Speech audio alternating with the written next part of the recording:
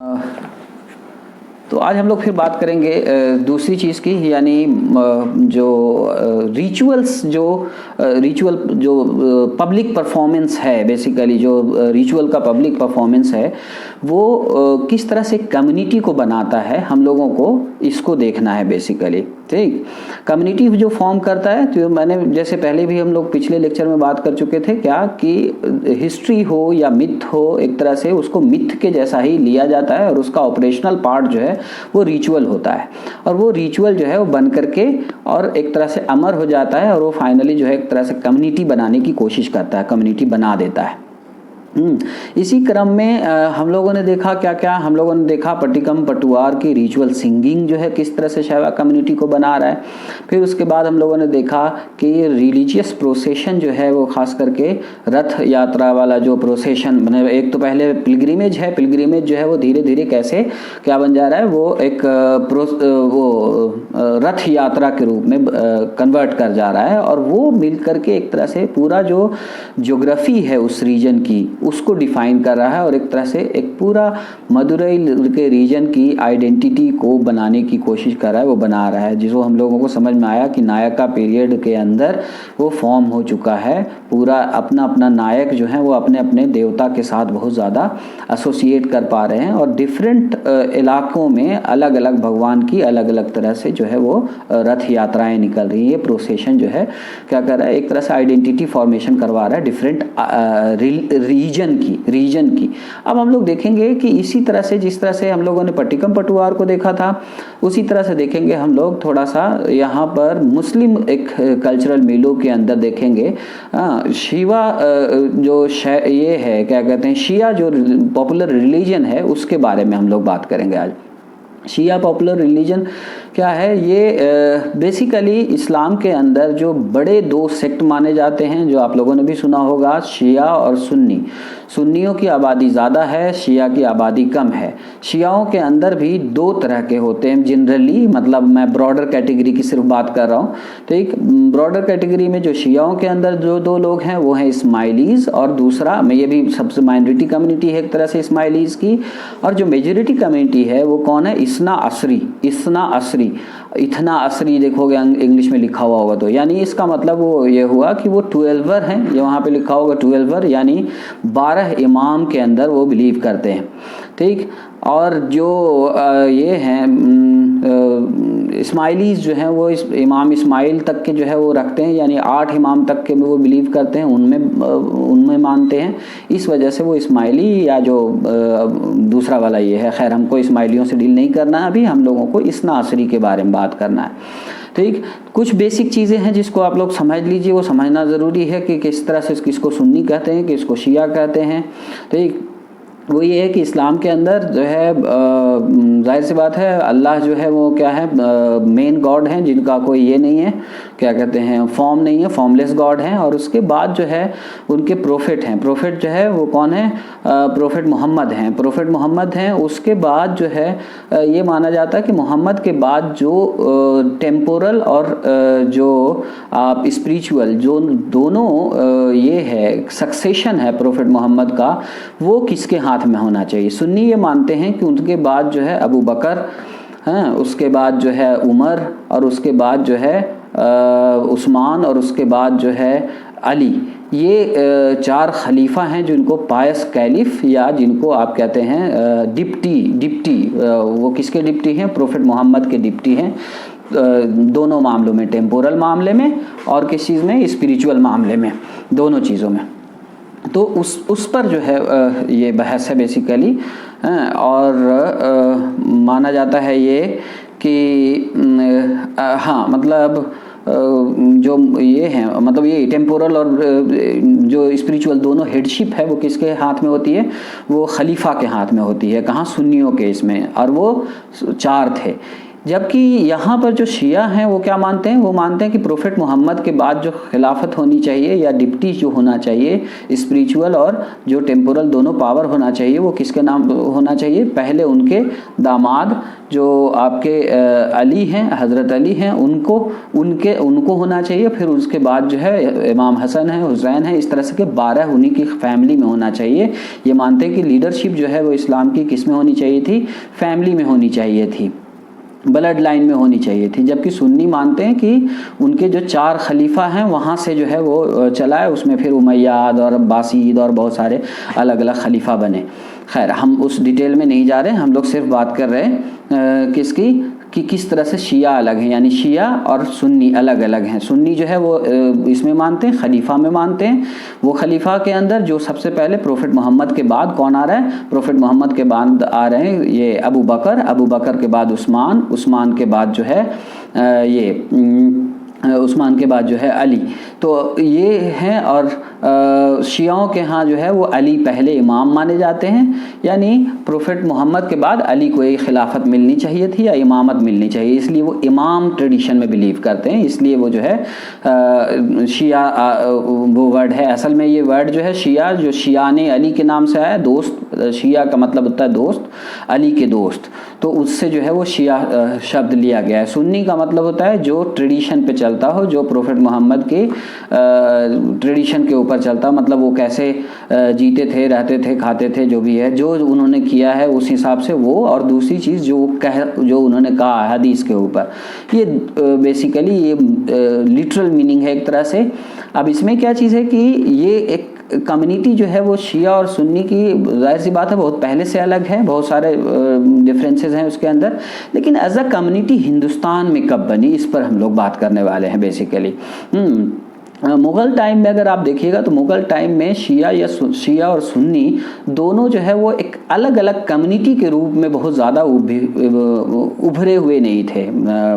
Tensions थी, बहुत सारे की प्रॉब्लम्स थी, लेकिन एज अ कम्युनिटी बहुत ज़्यादा ये नहीं होते थे। शिया जो है वो जाहिर सी बात है जब माइनॉरिटी में थे वहाँ पर, तो क्या चीज़ होता था कि जो जनरली ये माना जाता है तो शिया कौन है, जो सैयद हैं, यानी जो प्रोफेट मोहम्मद की ख़ानदान से हैं, और क्या होता था कि वही जो सैयद हैं या जो प्रोफेट मोहम्मद की ख़ानदान से हैं वो ज़्यादातर ये होते थे, और दरबार में उनके बारे में पता होता था, कोर्ट वगैरह में पता होता था कि जो मुग़ल दरबार है उसमें पता होता था कि ये शिया हैं, ठीक। और उस पर बहस भी बहुत होती थी, लेकिन एज अ सेपरेट आइडेंटिटी बहुत ज़्यादा एक कम्युनिटी का फॉर्मेशन जो है वो नहीं हुआ था उस टाइम तक के इंडिया में, ख़ास करके एज अ सेपरेट कम्युनिटी के रूप में नहीं हुआ था। सेपरेट कम्युनिटी के रूप में जो फॉर्मेशन है वो अवध के बाद जो है वो देखने के लिए मिलता है, जिसके अंदर एक मुहर्रम का जो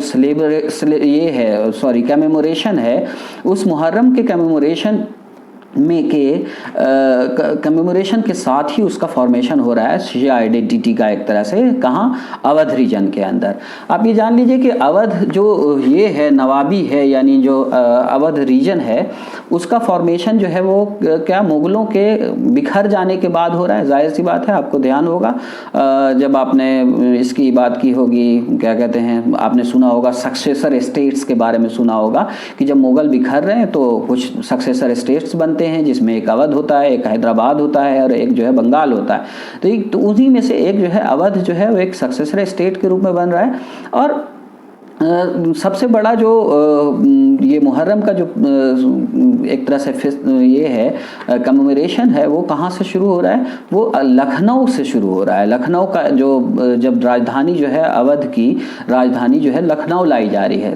लखनऊ कौन ला रहा है राजधानी, असफुद्दौला है, नवाब असफुद्दौला। नवाब असफुद्दौला जो है वो क्या कर रहे हैं 1775 में अपनी राजधानी कहाँ से, अवध की, यानी जिसको अभी आज की डेट में अयोध्या कहते हैं, उस वाले रीजन से जो है लेकर के, यानी फैज़ाबाद से अपनी राजधानी लेकर के कहाँ गए, वो लखनऊ लेकर के गए।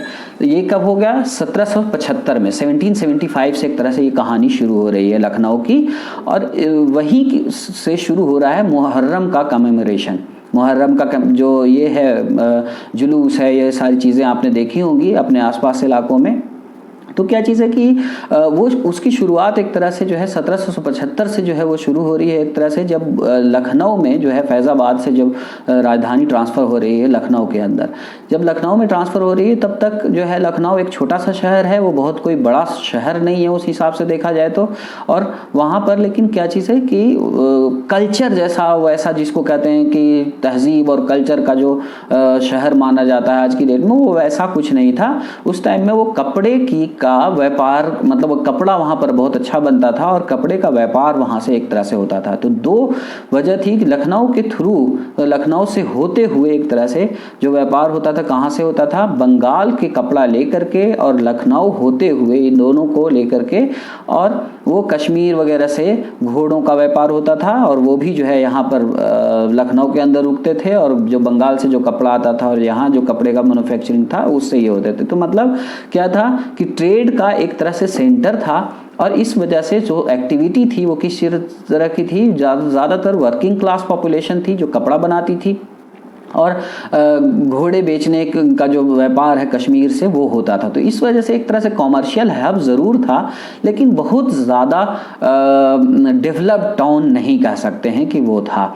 हमें कुछ एविडेंसेस मिलते हैं जिसको हम लोग देखते हैं किस चीज़ में कि 1799 के आसपास जो है कुछ जैसे शुश्तरी वगैरह आए हैं वहाँ से, ईरान के कुछ ये हैं, क्या नाम है, ट्रैवलर हैं वो हैं, और फिर दूसरे एक और हैं जो ब्रिटिशर्स बहुत सारे आए हैं, उन सब लोगों ने तो अपने अपने इसमें जो है उन्होंने 1799 तक के जो है वो जो कितने लोग यहाँ पे रहते होंगे उसकी एक एस्टिमेशन दिया है उन्होंने, कि कुछ लोगों ने दिया है कि यहाँ पर की आबादी जो है वो करीब, एक अंग्रेज़ राइटर है उसने जो है लिखा है कि 5 लाख के आसपास की आबादी होगी, वो 1799 के बारे में बात कर रहा है। लेकिन असल में वो क्या है कि वो 5 लाख बहुत ज़्यादा वो बढ़ा चढ़ा के बता रहे हैं, शायद जो है उससे कम रही हो। और वहीं जो है उसी के बाद या 1802 और 5 के बीच में जब दूसरा जो ईरानी व्यापारी, ये ईरानी जो ट्रैवलर आ रहे हैं वो कह रहे हैं कि 2 लाख की आबादी होगी, वो यहाँ तक के गिन के बताते हैं कि एक ये क्या कहते हैं कि कुछ लाख 2 लाख के आसपास के की आबादी बताते हैं, जिसमें कहते हैं कि वो 2000 जो है मैखाने हैं, शराब खाने हैं, और 1000 के करीब मस्जिदें हैं वहाँ पर। तो आप समझ लीजिए कि जो शराब खाने हैं वो ज़्यादा थे, मस्जिदें जो है वो कम थी, आधी थी उसके इसमें। तो क्या चीज़ है कि वो एक तरह से आबादी का वो बता रहे हैं कि डेंसिटी क्या थी। तो डेंसिटी ऑफ पॉपुलेशन बहुत ज़्यादा नहीं थी, नवाबों के आने के बाद जो है यहाँ पर डेंसिटी जो है पॉपुलेशन की बढ़ी, और जाहिर सी बात है एक जो हब है, एक सेंटर है, वो कल्चर का बनना शुरू हुआ। अब ये किस तरह के कल्चर का सेंटर बन रहा था, वो ये था कि जो नवाब हैं उन्होंने जो है एक तरह से अपना जो शिया कल्चर है, शिया इसको जो है उसको बढ़ावा देना उन्होंने शुरू किया। जाहिर सी बात है वो खुद शिया थे, जिसकी वजह से उन्होंने दिया। अब ये क्या चीज़ था कि ये लोग थे निशापुरी, निशापुर जो है वो एक इसमें क्या नाम है, ईरान के अंदर जगह है निशापुरी, तो वहाँ से बिलोंग करते थे, इस वजह से उनको निशापुरी नवाब कहा जाता था, लोग अवध के नवाब को निशापुरी कहते थे। तो क्या चीज़ है कि ये लोग जब नवाब शुजाउद्दौला जो है वो बहुत ज़्यादा इसमें बिलीव करते थे, मतलब डिवोट शिया थे और बहुत ही मतलब दानवीर जिसको कहते हैं एक तरह से वो थे। और इसीलिए एक कहावत भी मशहूर है कि जिसको ना दे मौला उसको दे शुजाउद्दौला। तो इस तरह से सॉरी असफुद्दौला की बात करें हम लोग, तो नवाब असफुद्दौला जो है वो बहुत ही मशहूर थे उस ज़माने में। अब मतलब 1775 में उन्होंने लिया ही था, नवाब वही थे, और लखनऊ लेकर के वो राजधानी आए थे, और 1797 में उनकी डेथ हुई है। तो ये जो जब दरबार यहाँ पर आया तो उन्होंने बहुत सारी जो है ये की क्या कहते हैं, बहुत तरह की नई नई चीज़ें शुरू की। अब ये नई नई चीज़ें जैसे किस तरह की होती हैं कि मान लीजिए कि एक संस्था थी, इमामबाड़ा की संस्था, ठीक है, और ये इमामबाड़ा वगैरह की संस्था जो है वो शुरू की जा रही है। वो पहले जो है ईरान वगैरह में भी हुआ करता था इमामबाड़ा, लेकिन क्या चीज़ है कि उन सब से पहले अगर हम लोग देखें तो क्या चीज़ है कि जो पूरा जो लखनऊ है उसके अंदर मैसिव स्ट्रक्चर बिल्डिंग हुआ, यानी नवाब ने अपनी बिल्डिंग्स बहुत सारी बनवाई, और उसके पीछे भी एक राज था एक तरह से। 1780s के अंदर जो है एक बड़ा अकाल पड़ा था, जहाँ मतलब बारिश साल भर तक तक नहीं हुई थी, न अवध के किसी भी रीजन में जो है बारिश नहीं हुई थी, यहाँ तक कि लखनऊ में भी बारिश नहीं हुई थी। तो क्या होता है कि लोगों को जो है खाना देना ज़रूरी होता है ऐसे टाइम में, नहीं तो फूड राइट्स होने लगती हैं। तो और खाना जो है ऐसे ही फ्री में अगर दे देंगे तो भी क्या होगा, प्रॉब्लम हो सकती है। तो इसलिए क्या करते थे कि उन्होंने क्या किया कि बहुत मैसिव बिल्डिंग का काम शुरू किया। और इसमें जो है आप लखनऊ का जो बहुत बड़ा एरिया जो है वो देखिएगा कि उस टाइम में बनाया गया। अब उसमें कुछ लोग थे जैसे असफुद्दौला हैं, हसन रज़ा खां हैं, टिकैत राय हैं, इन लोगों ने जो है मैसिव कंस्ट्रक्शन का काम करवाया। और एक तरह से लखनऊ की तस्वीर जो आज की डेट में आप देखते हैं वो एक तरह से बन करके उभर करके आई। लखनऊ हमेशा से ऐसा नहीं था और उसको एक पूरा एक शहर एक तरह से जिसको बनाने का जो श्रेय जाता है वो एक तरह से असफुद्दौला को जाता है। इसलिए कि 1780s के बाद उन्होंने मैसिव जो है कंस्ट्रक्शन करवाया। और उस कंस्ट्रक्शन में लोगों को एम्प्लॉय करने के लिए, जो लोगों को नौकरी देने के लिए, ताकि वो पैसे दे सकें, और पैसे दें ताकि कि वो क्या कर सकें, खाना खा सकें। यानी वो फ्री में बांटने के बजाय क्या चीज़ है कि वो उनको काम दिया ताकि वो अपनी एक होता है ना कि पॉपुलेशन निकम्मी ना हो जाए, जाहिर सी बात है। तो एक खाना देने के लिए एक तरह का ये करवाया और मैसिव जो है कंस्ट्रक्शन का काम करवाया। मैसिव कंस्ट्रक्शन में उन्होंने जो है बहुत सारे जो अभी आज की डेट में देखिएगा आपकी टिकैतगंज का बाज़ार है, रूमी दरवाज़ा है, और इस दरवाजे में बड़ा इमामबाड़ा, छोटा इमामबाड़ा, ये सारे जो आप लखनऊ में अभी जाएंगे तो वो सारी बिल्डिंग उसी दौरान बनी है। तो क्या है कि कहते हैं कि उस टाइम में जो बहुत सारे लोग आते थे, ये जो काम करने वाले मज़दूर आते थे, कई दफ़ा रात में वैसे मुहज़्ज़ब लोग जो बड़े अमीर लोग भी हुआ करते थे जिनकी हालत अच्छी नहीं थी, वो लोग भी आकर के काम करके जाते थे और मजदूरी लेकर के जाते थे ताकि वो अपना पेट भर सकें। तो इस मेजर कंस्ट्रक्शन वर्क ने दो काम किया, एक तो लोगों को खाना दिया, दूसरा एक जो है वो बिल्डिंग अच्छे खासा लखनऊ बन गया उसकी वजह से। और तीसरी बात ये हुई कि मुद्रास्फीति जिसको कहते हैं, इन्फ्लेशन जिसको कहते हैं, वो बहुत ज़्यादा बढ़ गया और अनाज बहुत महंगा हुआ उस टाइम में। ऐसे टाइम में वो जो कि हो जाता है जनरली, और साथ में क्या बिल्डिंग मटेरियल का भी खर्च बहुत बढ़ गया होगा। तो कहने का मतलब है कि ये भी जो है एक तरह से पॉजिटिव रूप में काम करने लगा। और मैसिव कंस्ट्रक्शन जो है वो जहाँ तक के एक तरह से ज्योग्राफिकल जो क्या कह सकते हैं आपकी जो टोपोग्राफी है शहर की, उसको बदल दिया।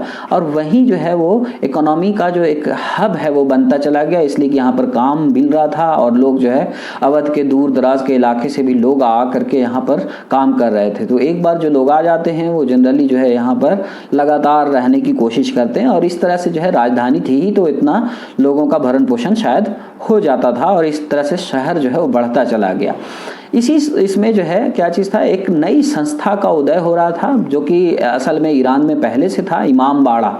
ठीक, इमामबाड़ा क्या होता है कि इमामबाड़ा जो है वो यहाँ क्या नाम है, ईरान के अंदर जो है पहले से था, ईरान वगैरह के यहाँ में, और उसको जो है एक तरह से यहाँ पर पॉपुलराइज किया गया और एक तरह से उसको एक्सटेंड किया गया। इमामबाड़ा का मतलब क्या है कि जहाँ इमामबाड़ा जैसा नाम कहीं लगता है, इमाम का घर। तो एक तो क्या चीज़ है कि बड़े बड़े जो अमीर लोग थे, नवाब लोग थे, और उनके जो ऑफिसर्स थे, नवाब और उनके ऑफिसर्स थे, उनके अपने घरों में एक जो है वो कमरा सा बनाया, एक इमाम का एक कमरा बनाया, जाहिर सी बात है। और वो कमरा जो है किस चीज़ के काम आता था, वहाँ पर मजलिसें हुआ करती थी। मजलिसें क्या होती हैं कि बैठक होती है जिसके अंदर जो है क्या किया जाता है कि लोग बातें करते हैं इनफैक्ट। और यहाँ पर हम जो जिस मजलिस की बात कर रहे हैं उस मजलिस का मतलब हुआ एक जैसे काउंसिल होती है उसको कहते हैं। और तो मजलिस का मतलब क्या हुआ कि यहाँ पर मुहर्रम के दिनों में जो इमाम हैं उनके बारे में जिक्र किया जाता था। अब इमाम जो हैं जिनकी जो करबला का वाक़या है, पहले मुहर्रम से लेकर के 1 मुहर्रम से लेकर 10 मुहर्रम तक के लगातार जो है वहाँ पर हर शाम का शाम जो है वो महफिलें लगेंगी। और वहाँ पर जो है दो तरह की चीज़ें, एक जिक्र है, यानी एक जो है महफिल के अंदर ये पढ़ा जाएगा, एक कहानी बताई जाएगी हर दिन की 10 मजलिस से। 10 मजलिस नाम की एक किताब है जिसका मतलब ये होता है 10 मजलिस, और वो 10 अध्याय पर जो है मुश्तमिल होती है, बेस्ड होती है। तो 10 मजलिस जो है वो उसमें पहला दिन जो है पहले दिन का वाक़या पढ़ा जाएगा, फिर दूसरे दिन का वाक़या पढ़ा जाएगा। इस तरह से जो मुख्य जो दिन होते हैं वो क्या होते हैं, वो पहला जो है 5वीं तारीख होती है, मतलब 5th डे ऑफ मुहर्रम, और उसके बाद 7th डे ऑफ मुहर्रम, और उसके बाद जो है 10th डे ऑफ मुहर्रम। तो ये 3 प्रमुख तारीखें होती हैं। लेकिन ये इमामबाड़े के अंदर जो सोज़खानी होती है यानी मजलिस जो पढ़ी जाती है वो 10 दिन लगातार पढ़ी जाती है। अब पहली जो ये उसमें क्या क्या होता है, अब उसमें क्या होता है कि ये एक पढ़ा गया, उसके बाद फिर जो है मरसिया पढ़ने का रिवाज है कि मरसिया पढ़ा जाता है। अब मरसिया क्या होता है, मरसिया जो है इलेजी कहते हैं इसको, एक होता है इलोजी, एक होता है इलेजी। इलोजी जो है वो क्या कहते हैं, जो प्रशस्ति होती है वो बात हो रही है, यहाँ बात हो रही है क्या, इलेजी। इलेजी का मतलब होता है ये कि जहाँ पर मतलब आपको जो नज़्म, ऐसी नज़्म पढ़ी जाती है जो जिसमें दर्द हो, मरसिया, किसी के मर जाने के बाद किसी के दर्द के लिए पढ़ा जाता है तो वो मरसिया कहा जाता है। अब मरसिया जो है मरसिया खानी होती थी, यानी ख़ानदान मतलब होता है पढ़ना फ़ारसी में, उसी से बना मरसिया खानी, ठीक। या फिर जो मजलिस पढ़ी जा रही है तो उसमें क्या होता है कि मरसिया पढ़ा जा रहा है, यानी एक जो शेर है, एक नज़्म पढ़ी जा रही है जिसके अंदर वो पूरी कहानी बताई जा रही है किसकी, इमाम हुसैन के बारे में और उस करबला के वाक़या के बारे में। तो ये सारी चीज़ें जब बताई जा रही हैं उनको लोगों को कही जा रही हैं इसके उस मरसिए के ज़रिया। मरसिया अपने आप में जो है एक बहुत बड़ा आर्ट जो है वो डेवलप हुआ। जैसे और सब आर्ट की बात हम लोग जब रेख्ता रेख्ती पढ़ रहे थे तो उसी तरह से उसी समय में एक तरह से उसी पीरियड में 18th सेंचुरी के अंदर ही जो है मरसिया खानी का एक बहुत बड़ा क्या बना, मरसिया खानी का एक तरह से की शुरुआत हुई। पहले से भी था लेकिन यहाँ पर बहुत तेज़ी से बढ़ा, और जो लोग दिल्ली में अपने आप को ये नहीं कर पा रहे थे, सेटल नहीं कर पा रहे थे, जो दरबार यहाँ पर ख़त्म हो गया था, जिसको पैट्रोनेज नहीं मिल रहा था, वैसे वैसे बहुत सारे बड़े बड़े लोग जो हैं वो कहाँ चले गए, वो इसमें अवध वगैरह के रीजन में जो है वो चले गए, और वहाँ पर उन्होंने जो है मरसिया पढ़ा, और उन्होंने बड़ा मरसिया खान के रूप में वो जाने जाते थे। उनको कहा जाता था मरसिया खान। मरसिया खान का मतलब ये होता है मरसिया पढ़ने वाला। तो ऐसे बहुत बड़े बड़े लोग जो हैं, जो शायर थे, वो लोग क्या करते, मरसिया पढ़ते थे। जैसे आपने शायद मीर तकी मीर का नाम सुना होगा, शायर थे, उर्दू के बहुत बड़े शायर थे। उनका जो है वो मरसिया बहुत जाना जाता था। वो पहुंच गए। बाद के टाइम में जो है मीर बाबर अली अनीस थे, वो पहुंच गए। तो वो मतलब मीर बाबर अली अनीस तो वहीं के थे, और वो सारे लोग जो है मरसिया खान के बादशाह माने जाते थे, मीर बाबर अली अनीस खास करके। तो मरसिया खानी जो है एक बहुत ही दर्द भरा जो है वो शेर था, और उसको पढ़ने का एक पूरा तरीका था। अब जैसे एक सिंपल सा एक शेर है मीर का, वही मरसिया है, उसको मैं पढ़ देता हूँ और उसको आप सबको समझ लीजिए कि किस तरह से मरसिया होता था। जैसे ये है, ये करता हूँ मैं तुमसे पैमान अब, कि नामूस अपना उठाऊंगा सब, किस्सू और जाऊंगा छोड़ा अरब, जैसे हिंद अपना करूंगा मकाम। ये जो है मीर तकी मीर का है, जिसका मतलब होता है मैं तुम्हारे सामने खाता हूँ कसम, ठीक, अपना सम्मान वापस लूँगा, जाऊँगा दूसरी जगह छोड़कर इस अरब की सेना को, हिंदुस्तान को अपना घर बनाऊँगा। तो इस तरह से जो है कौन कह रहा है, इमाम हुसैन कह रहे हैं अपने करबला की जंग के दौरान जो है ये कह रहे हैं कि मैं जो है यहाँ से छोड़ के चला जाऊँगा और हिंदुस्तान चला जाऊँगा और हिंदुस्तान में अपनी जगह बनाऊँगा। तो एक तरह से इस तरह के मरसिया जो है वो क्या कर रहा है कि एक लोगों के अंदर एक रिलेशन, जो एक इमोशन है उसको जगा रहा है। और इस तरह से बहुत सारे मरसियों के अंदर जो है आप देखिएगा, आप अगर यूट्यूब वगैरह में भी जा करके आप टाइप कीजिए मरसिया है देख करके, या तो आपको बहुत सारे मरसिये मिल जाएंगे। जिसमें क्या चीज़ है कि उसको मरसिए के पढ़ने का जो एक तरीका है वो भी बहुत ही यूनिक है। उसमें एक तरह का जो लय है और जो लिरिक्स के साथ जो लय है, जिसको आप यूँ कह सकते हैं कि जो हिंदू म्यूज़िक का जो एक तरह से इस्तेमाल किया जा रहा है। अब उसमें म्यूज़िक ड्रम की बात नहीं हो रही है, उसमें लय है, जो गाने का जो तरीका है उसकी बात हो रही है। तो जिस तरह से वो गा रहे हैं वो एक क्या बन जाता है, एक तरह से म्यूज़िक सा बन जाता है। और उसी के साथ साथ कई दफ़ा क्या होता है कि लोग सीना पीटते हैं। जब सीना पीटते हैं तो वो लय के साथ और सीना पीट रहे हैं। तो एक तरह से आप यूं समझिए कि जो म्यूजिक का एक तरह से पूरा ख्याल रखा जा रहा है और इसके ऊपर पूरा एक टॉपिक है, मतलब एक पूरा आपको आर्टिकल है कि मरसिए की जो म्यूजिक है उसके ऊपर। तो खैर वो मैं उसमें जा नहीं रहा हूँ फिलहाल। लेकिन क्या चीज़ है कि एक लय है, ताल है, जिसको कहते हैं लय है, ताल है, ये सारे ताल और लय का ख्याल रखा जाता था मरसिए के अंदर। और इस तरह से बहुत ज़्यादा मरसिए में बहुत चार्ज हो जाते थे लोग। और उस चार्ज होने के बाद जो है लोग क्या करने लगते थे, वो इतना इस तरह से पढ़ा जाता था इमोशनल तरीके से। एक एक सीन का डिस्क्रिप्शन दिया जाता था, जिससे दिया जाता है, इनफैक्ट अभी भी चलता है, ये अभी भी होता है। तो क्या चीज़ है कि दिया जाता था तो लोग जो है बहुत करीब महसूस करने लगते थे। ऐसा लगता था जैसे इमाम हुसैन जो है उनके सामने करबला का वाक़या हो रहा है, इमाम हुसैन जो है उनके सामने शहीद हुए हों। इस तरह से सामने जो है घटने लगता है, चेहरे नज़र के सामने होने लगता है। तो वो क्या चीज़ है कि वो एक इमोशन जो है आउटबर्स्ट होता है और लोग रोते हैं और जार कता रोना शुरू कर देते हैं और अपनी छाती पीटते हैं। इस तरह की बहुत सारी तो इस तरह के जो बड़े ये लोग हुआ करते थे मजलिसों के अंदर, जो मरसिया ख़ान होते थे, उनकी बड़ी इंपॉर्टेंस होती थी। तो साथ ही क्या चीज़ है कि मरसिया ख़ानी जो है के साथ साथ जो है जो मजलिस में जो तकरीर करने वाले लोग आते थे, मतलब मजलिस को जो संबोधित करने वाले लोग होते थे, वे कोई ज़रूरी नहीं है कि वो आलिम ही हो, वो मजलिस पढ़ने वाले अलग से लोग होते थे और उनको बुलाया जाता था मजलिस पढ़ने के लिए, जो क्या चीज़ करें, इमोशन को ज़्यादा बढ़िया से ज़्यादा जो है इन्वोक कर सके, ज़्यादा जो है इवोक कर सके किस चीज़ को, इमोशन को। तो इस तरह से जो है कहाँ ये होता था, कहाँ इमाम बाड़े के अंदर होता था मरसिया पढ़ना और मजलिस होना। तो ये क्या चीज़ था कि जनरली जो इमाम बाड़ा है वो अमीर लोगों क्या होता था। अभी हमारे यहाँ जैसे हमने देखा इसमें क्या नाम है, लखनऊ के अंदर जो बड़ा इमाम बाड़ा है या छोटा इमाम बाड़ा की जो बात की गई है, तो छोटा इमाम बाड़ा पहले बना, बाद में बड़ा इमाम बाड़ा बना। तो वहाँ पर जो लोग हैं वो जा करके और वहाँ पर क्या कर रहे हैं कि मरसिया ख़ानी कर रहे हैं। वहाँ पर जो है वो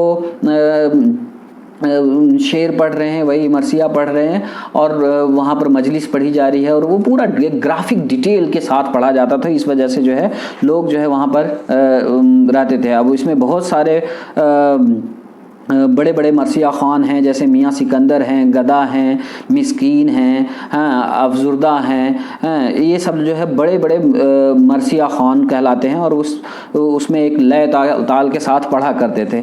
अब ये मरसिया का जो कॉन्सेप्ट है, जिसके अंदर क्या चीज़ है कि जो इमाम बाड़े के अंदर जो लोग हैं वहाँ पर, वो ज़्यादातर कौन लोग होते थे, वही लोग होते थे जो अमीर लोग हैं, मतलब बड़े लोग हैं। सारे लोग जो है वो वहाँ पर नहीं जा सकते थे। यानी एक क्लास का ख्याल वहाँ पर भी रखा जाता था कि जो लोग जो रिश्तेदार हैं उस फैमिली के जिसका इमाम बाड़ा है, उसी के लोग जो है वहाँ पर रहेंगे।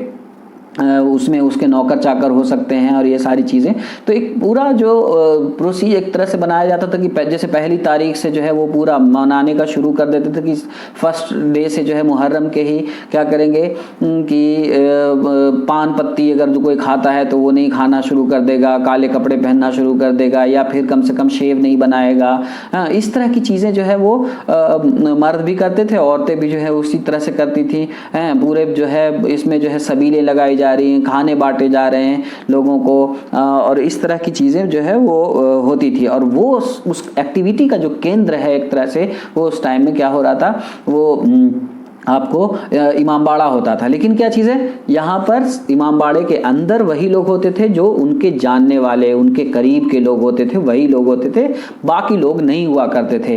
तो अगर हम लोग समझें तो जो ये इमाम बाड़ा का जो कल्चर था वो क्या चीज़ था कि इलीट कल्चर था शुरू इसमें, और जो गरीब आदमी है उसका इमाम बाड़ा गरीबों जैसा होगा, छोटा होगा। यानी कुछ लोगों के घर में जो है वो एक कमरा जो होगा वो इमाम बाड़ा के रूप में माना जाएगा, जो सबसे अच्छा कमरा होगा उसको उसको इमामबाड़े के रूप में बना दिया जाएगा। यानी क्या चीज़ है कि अपने अपने क्लास के हिसाब से डिफरेंट ये हुआ करता था, इमामबाड़ा हुआ करता था। बेसिकली जो पब्लिक इमामबाड़ा जिसकी बात हो रही है कि जिसको इसने नवाब ने बनवाया था, वो नवाब का इमामबाड़ा जो है वो सिर्फ नवाब का इमामबाड़ा है। वहाँ पर वर्किंग क्लास सिर्फ नौकर के रूप में जा सकते हैं, जो हुक्का बांटने के जिसमें जा रहे हों या कोई कुछ शरबत और पानी देने के लिए जो है वो रह रहे हैं, तो उनकी एक्सेस उतनी ही दूर होती थी। बाकी लोग जो है वो शाम तक वहाँ पहुँच करके वहाँ की सिर्फ जगमगाहट और बत्तियाँ देखते थे, इसलिए कि पूरा जो इमामबाड़ा है या जो महल है वो पूरा उस टाइम में सजाया हुआ होता था, और इस तरह से एक इमामबाड़े का पूरा कल्चर था। अब इसमें जो है उसी समय एक और कल्चर शुरू हुआ, वो था दरगाह का कल्चर। इसलिए कि शियाओं के यहाँ जो है ज़्यादातर जो है वो सूफियों की दरगाह का कॉन्सेप्ट कम है, नहीं के बराबर है। तो इसलिए क्या चीज़ होता है कि कहीं ना कहीं एक श्राइन की एक इच्छा होती है, कि वहाँ पर उनके पास भी कुछ इस तरह की चीज़ें हों। तो शायद ये श्राइन बनने का जो कल्ट है वो बाद में फिर शुरू हुआ। एक तरह से सुन्नियों से जो है उसको एक इंस्पायर कह सकते हैं, इसलिए कि सुन्नियों ने भी बहुत कदमे रसूल लाया था। तो एक पत्थर के ऊपर जो है प्रोफेट मोहम्मद के हाथ या पैर का निशान है, तो उसको कदमे रसूल या जो भी है वो कहा जाता था, और इस तरह का बड़ा चलन था उस ज़माने में। तो यहाँ पर एक दरगाह जो है वो क्रिएट होती है उसी ज़माने में रुस्तम नगर के अंदर जो है एक उसी समय में करीब 1775 के आसपास ही जो है एक आदमी थे मिर्ज़ा फ़कीरा। तो मिर्ज़ा फ़कीरा जो है वो वहाँ गए, कहाँ करबला की तरफ गए, और करबला में जो है उनको कोई कलंगी मिली, झंडे की कलंगी। कलंगी क्या होता है? क्रेस्ट होता है जो झंडे के ऊपर जो लगाया जाता है ऊपर में, तो वो लगाया जाता है, वो कलंगी कहलाती है, या उसको कहते हैं क्रेस्ट। अंग्रेजी में क्रेस्ट कहते हैं, CREST, तो क्रेस्ट कहते हैं या कलंगी कहते हैं। तो वो मिली उनको, और उन्होंने सपने में देखा कि ये कलंगी जो है हज़रत अब्बास की है। यानी हज़रत अब्बास कौन? यानी इमाम हुसैन के जो सौतेले भाई थे उनकी बात हो रही है। तो वो कलंगी लेकर के आए और अपने घर में कहाँ रुस्तम नगर के अपने घर में जो है उसको रखा उन्होंने, और वहाँ पर उन्होंने ख्वाब जो है सबको बताया कि ये जो है उन्होंने ख्वाब देखा, और ये जो है किसका है? ये जो है हज़रत अब्बास का, जिनके नाम के साथ ही लगा हुआ होता है अब्बास अलमदार, यानी झंडे वाले। तो जो झंडा पकड़ते थे इमाम हुसैन का, उनके झंडे की कलंगी जो है वो उनके हाथ आ गई थी। उन्होंने सपने में देखा था कि वो जो है वो कलंगी जो उनको मिली है, उन्होंने जो हासिल किया वो जैसे भी मिली है मदीना के उसमें क्या नाम है करबला के अंदर जो कलंगी मिली है, वो कलंगी जो है वो लेकर के यहाँ हिंदुस्तान चले आए, अवध चले आए, और अवध में जो है उसको अपने घर में रख दिया। घर में रखा तो लोग जो है वो ज़ियारत करने के लिए, उसको देखने के लिए लोग जो है वो आने लगे बहुत तेज़ी से। जब आने लगे तो एक तरह से एक श्राइन की शक्ल लेने लगा। वो उनका अपना एक घर था छोटा सा, जिसको कहते हैं कि एक जैसे आंगन थी, एक साधारण सी छत थी, और उसी के अंदर जो है लोग बहुत सारे आने जाने लगे। यहाँ तक कि जो वैसे लोग भी आने लगे जो अपनी मन्नत लेकर के आते हैं, किसी को बच्चा नहीं हो रहा है तो वो आ रहे हैं वहाँ पर आशीर्वाद लेने के लिए कलंगी का। फिर उसके बाद जो है ऐसे ही बहुत तरह के लोग जो है अपनी अपनी मन्नत को लेकर के आने लगे। अब आने लगे तो क्या हुआ, इसी ज़माने में क्या हुआ कि 1801 में जो है नवाब सआदत अली ख़ान थे, यानी आसफ़ुद्दौला के जो बाद वाले जो नवाब थे, वो बीमार पड़ गए 1801 में 301 में। जब वो बीमार पड़ गए तो उन्होंने मन्नत रखी कि मैं अब्बास अलमदार के दरगाह पर जाऊंगा अगर ठीक हो जाऊंगा। तो जब वो ठीक हो गए तो 1803 में एक बहुत बड़ा दरबारियों का जुलूस लेकर के जो है वो अपनी मनौती पूरी करने गए। असफ़ुद्दौला ने पहले ही, उससे पहले ही जब पता चला था उनको, तो उन्होंने क्या किया था, नवाब असफ़ुद्दौला ने क्या किया था कि एक डोम सा बना दिया था। और उसके बाद जब सबसे ज़्यादा जो अहमियत बढ़ गई वो कब बढ़ी, जब 1801 में नवाब सआदत अली ख़ान ने जब ये मन्नत मांगी कि उनकी तबीयत ठीक हो जाएगी तो वो ज़ियारत करने जाएंगे। तो जब उनकी तबीयत ठीक हो जाती है तो 1803 में एक बहुत बड़ा जुलूस लेकर के वो अपने दरबारियों के साथ और अपने पूरा जो कोर्ट का जो पूरा ताम झाम होता है उसके साथ वो पूरा रुस्तम नगर वो पहुँचे, दरगाह के ऊपर पहुँचे। और रास्ते में जितने लोग मिलते जा रहे थे उनको जो है वो क्या करते थे, वो दान पुण्य करते हुए फ़कीरों को और सबको दान पुण्य करते हुए वहाँ गए, वहाँ जाकर के अपनी मन्नत पूरी की। और उसके बाद जो है वहाँ पर ऑर्डर दिया वहीं उसके कि उसकी दरगाह जो है पूरी बनाई जाएगी, और एक बड़ी भव्य सी दरगाह जो है उन्होंने बनवा दी। तो एक जो मकबरा जो एक तरह से एक नॉन एग्जिस्टेंट टाइप के इंसान ने, जो बहुत ज़्यादा इम्पोर्टेंट इंसान नहीं थे उस टाइम में, मिर्ज़ा फ़कीरा शायद सूफ़ी जैसे, शिया सूफ़ी जैसे रहे होंगे, वो आए और उन्होंने ये किया था। तो एक तरह से पॉपुलर कल्चर का एक तरह से शुरुआत हो रही थी वहाँ पर, और उसी कलंगी के को जो है इतना इम्पोर्टेंस मिला कि फिर बाद में 1801 में जो है 1803 में जो है वो इतनी बड़ी दरगाह बन गई। अब जब दरगाह बन गई तो वहाँ बहुत सारे चढ़ावे आते थे, और चढ़ावे जो है वो किस तरह के सोने और चांदी के आ रहे थे, और उसमें बहुत सारा जो है एक्सेस, चूँकि नवाब खुद जा चुके थे तो बहुत सारी इलीट फैमिली जो है वहाँ जाने लगी। जब जाने लगी तो क्या हुआ कि वहाँ पर जो है नवाब जो सादत अली ख़ान थे उन्होंने वहाँ पर पुलिस चौकी भी खुलवा दी। और एक तरह से देखा जाए तो वहाँ पर क्या हुआ कि एक तरह से जो पॉपुलर लोगों ने, आम लोगों ने जो दरगाह एक तरह से बनाई थी, वो दरगाह के ऊपर एक तरह से राजकीय कब्जा सा हो गया, और वो सिर्फ मुहर्रम के दिनों जो है वो क्या थे, आम आदमियों के लिए, आदमी औरतों के लिए खुली रहती थी, जबकि बाकी दिनों जो है वो क्या होते थे, शायद वो लिमिट कर दिया गया था, वहाँ पर सिर्फ एलीट लोग शायद जाते थे। उसकी वजह ये भी थी कि दो चीज़ें थी वहाँ पर, एक तो कि थोड़ा सा बियाबान टाइप का इलाका था, वहाँ पर बहुत ज़्यादा ये नहीं था, शहर जैसा नहीं था शायद, इस वजह से, और एलीट औरतें वहाँ आती थी अपनी मन्नत पूरी करने या मन्नत मांगने। एक तो क्या चीज़ था कि उसको जो है एक कंट्रोल में रखने के लिए कि वहाँ पर जो आवारा लोग हैं वो ना घुस जाएं, तो इसलिए जो है उसको एक कंट्रोल रखने की कोशिश कर रहे थे। और दूसरी जो चीज़ थी वो ये थी कि उसमें चढ़ावा जो जाता था उसमें बहुत सारी चीज़ें जो है वहीं पर रख दी जाती थी। मतलब चांदी का कुछ सामान अगर चढ़ावे में रखा गया है तो वहीं पे रखी हुई है, तो उसकी भी हिफाजत चाहिए थी। तो ये दो पर्पस रहे होंगे। जाहिर सी बात है कि जब उसको बहुत ज़्यादा पैट्रोनाइज कर रहे हैं, बहुत ज़्यादा पैसे दे रहे हैं, सब कुछ दे रहे हैं, तो क्या हो रहा है कि उसको पैट्रोनाइज कर रहे हैं और उसको हड़पने की कोशिश कर रहा है। एलीट वर्ग जो है वो उसको हड़पने की कोशिश कर रहा है। भले ही उसको बनाया किसने था, आम इंसान ने बनाया था, एक बहुत ही आम इंसान ने बनाया था और उसको ये किया था।